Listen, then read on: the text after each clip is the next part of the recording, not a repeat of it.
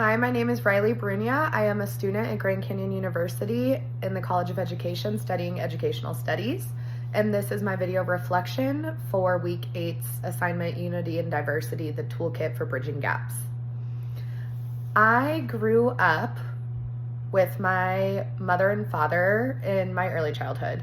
My mother is Hispanic, so that in of itself opened up a little bit of a diverse and bicultural thing in my household, having a Hispanic mother and a European and American father. So getting to see those two cultures live in unity for the beginning of my life was really interesting. And then in my later childhood years, I actually lived with my best friend and her family. And her mother is South African and her stepmother is Croatian. So that just piqued my interest for even more cultures that I could learn about. And it just really brought a sense of respect for other cultures.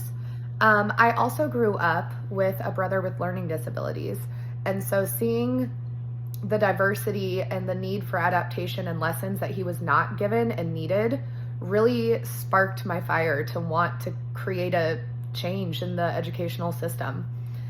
And then I also did have my daughter right after I turned 19. So I sort of have a pull for creating a change in all ways. I mean, mental health for students, advocating for learning disabilities, celebrating differences in cultures. It's just really special to me. So the personal values I shared were empathy and understanding and respect. And I just live by those. I feel like as a Christian woman in general, I have kind of followed those my whole life, but I also feel like I was born with these virtues. Basically, my whole identity just boils down to loving others and serving others. And so if there is a way that I can help students, I will. And going through this class has really showcased how this is needed and how diversity is still an issue when it shouldn't be.